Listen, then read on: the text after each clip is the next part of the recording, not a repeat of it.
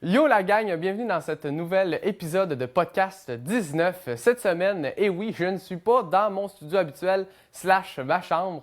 Je suis à la télévision communautaire de la vallée de la Matapédia car mon invité d'aujourd'hui n'était disponible que sur mes heures de travail.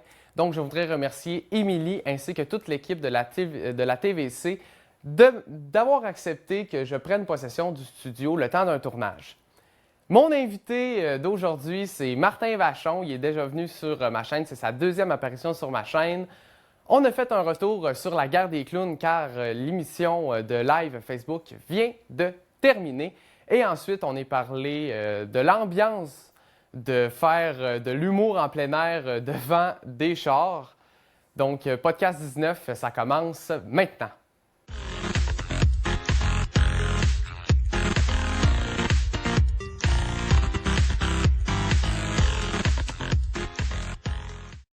Présentement avec Martin Vachon, humoriste et aussi animateur dans ses temps libres maintenant, on peut le dire. Oui, oui, oui, dans mes temps libres, dans le confinement. Yes, yes. On va commencer par parler de la guerre des clowns. Tu viens de finir la saison. Pendant 18 semaines, avec des amis humoristes, tu jouais à des jeux de société en live sur Facebook à tous les vendredis soirs. Ma première question, c'est qu'est-ce que tu as préféré de toute cette aventure-là qui était la guerre des clowns?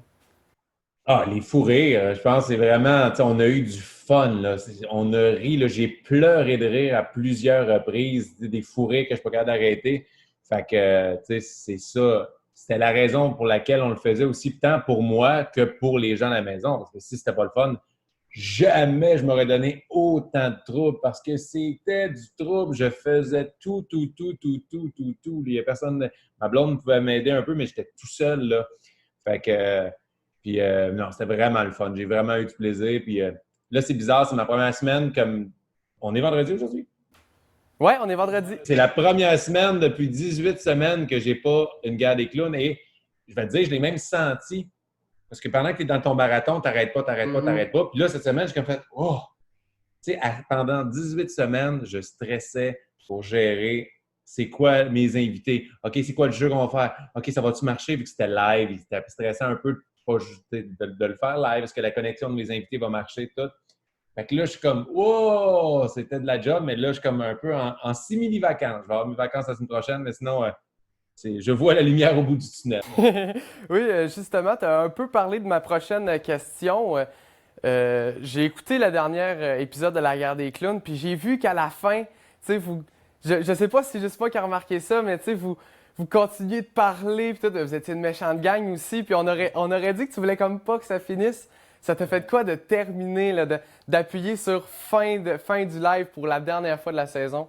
Je pense ben, c'était une grosse étape parce que vraiment le confinement était dur, je pense, pour tout le monde. Tu sais, c'était une grosse épreuve psychologique pour tout le monde.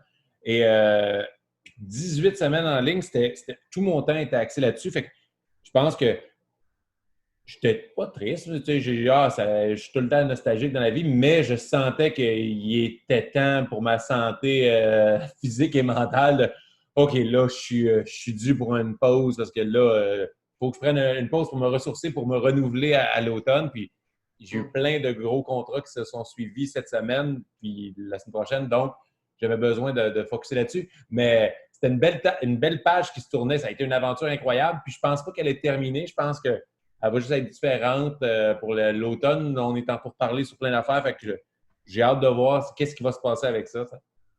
Oui, puis y a-tu moyen de me dévoiler un petit scoop? À quoi ça pourrait ressembler la saison 2 de La guerre des clowns? Ben, j'ai plusieurs options. Tu sais, moi, j'aimerais bien ça le mettre à la télé, mais tu sais, si c'est ça, ça n'arrivera vraiment pas tout de suite. Ça va être genre l'année Hmm. prochaine. Mais je jongle avec l'idée de peut-être plus le faire live. Ça perdrait un peu de son charme, mais je pourrais gagner en efficacité. Tu sais, que j'ai pas de problème de connexion. On peut en tourner Ouais. plusieurs dans une journée. Tu sais, on peut avoir plus de budget parce que là, le live sur Facebook restreignait beaucoup de choses. Mais ça pourrait être live encore. J'essaie de peut-être en faire moins, choisir des jeux, aller plus loin dans mes concepts. Fait que, Mhm. honnêtement, j'ai commencé à penser à ça, mais j'ai vraiment besoin d'une pause de pendant au moins 2 semaines. Ne Ouais. pas penser à la guerre des clowns pour voir qu'est-ce que j'ai le goût de faire. Mais en même temps, là, ça m'a comme un peu marqué ça. Fait que là, j'ai peut-être d'autres projets connexes à la guerre des clowns qui ont dérivé de la guerre des clowns. Donc, je ne suis pas sorti de l'univers des jeux de société pour un bout. Tu as eu la chance de faire la première partie de Dominique et Martin en plein air devant une trentaine de véhicules, une trentaine de chars. Ça fait quoi de jouer devant des Honda Civic? Puis, Je vais te dire que c'était différent. Mais tu sais, j'ai eu deux expériences de cinéparc. J'ai eu l'expérience avec Dominique et Martin qui avaient un peu moins de voitures et que c'est pas tout le monde qui était sorti de la voiture. Fait que là, tu sais qu'il y a 3 personnes dans la deuxième rangée qui sont sorties sur des chaises pliantes et 3 autres. Fait que là, tu n'entends pas les rires. Tu vois les gens avoir du plaisir dans leur auto, ils passent un bon moment. Toi aussi, tu passes un bon moment sur scène, mais faire de l'humour, pas de rire, c'est comme un peu bizarre. Là. Il manque un instrument dans la fanfare. T'sais. Et, et il klaxonnait, c'était comme un peu irréaliste, mais c'était une belle expérience, c'était le fun à faire. Mais mardi, j'ai fait Ce soir on char à Saint-Eustache. Et là, il y avait 1500 voitures et il avait fait un pit VIP, genre de 200 personnes qui étaient assises sur des chaises devant la scène. Donc là, j'avais un feedback de rire. Fait que là, ça ressemblait un peu plus à une scène extérieure qu'on peut faire habituellement, mais ça reste que faire des shows devant des chars, c'est bizarre. C'est un beau compromis, mais ça ne remplacera jamais une salle pleine. Oh, on a hâte de recommencer. C'est sûr. Mais tu dois quand même être content de pouvoir remonter sur scène puis refaire tes numéros. Oui, tout à fait. Là, puis c'est drôle, le monde klaxonne. T'es comme, vous êtes content ou vous faites voler votre char? Là, on ne le sait pas trop. Mais ouais, non, c'était une belle expérience. C'était le fun. Moi, j'ai aimé ça, recommencer ma routine de show. M'en aller de chez nous, pogner un café, me diriger vers mon spectacle. Ah, c'était comme juste ça, ça a fait du bien. Là. Ça a donné l'illusion que la vie reprenait son cours normal. Ça. Puis, pour finir, j'ai lu dans le Journal de Montréal que vous n'aviez pas fait aucune blague sur la pandémie. Vous aviez fait des numéros de votre one-man show. Est-ce que c'est quelque chose qui s'est juste fait d'instinct ou tu t'es vraiment dit « Ah, je fais pas de jokes à la pandémie ». Ben, je pense que j'en ai pas tant. J'en ai écrit un peu au début des jokes de pandémie, mais j'ai vite senti, hey, j'ai même pas le goût de parler de ça. Puis le monde, à moins que tu aies une méchante bonne joke de confinement, c'est sûr que tout le monde va en avoir. Tu peux en lâcher une au début, mais après ça, je pense que le monde a besoin de OK, on passe à autre chose. Puis j'en avais juste pas de bonnes. Puis, tu vas pas tester des blagues devant 30 voitures. Tu vas faire tes blagues que tu es habitué de faire, puis que même si ça rit pas, ça te détruit pas psychologiquement parce que, hey, elles sont bonnes ces jokes-là. Là. Je les ai faites 200 fois. Là. Mais là, si tu testes une nouvelle blague, ça rit pas, tu fais comme, oh mon Dieu, je suis pas bon, qu'est-ce qui se passe? Ah non, les chars, je fais pas rire les chars. Ouais, ça doit être vraiment fou, toute cette ambiance-là de char. Là. Moi, on dirait que j'ai de la misère à m'imaginer devant autant de voitures. Donc, c'est dans Cars.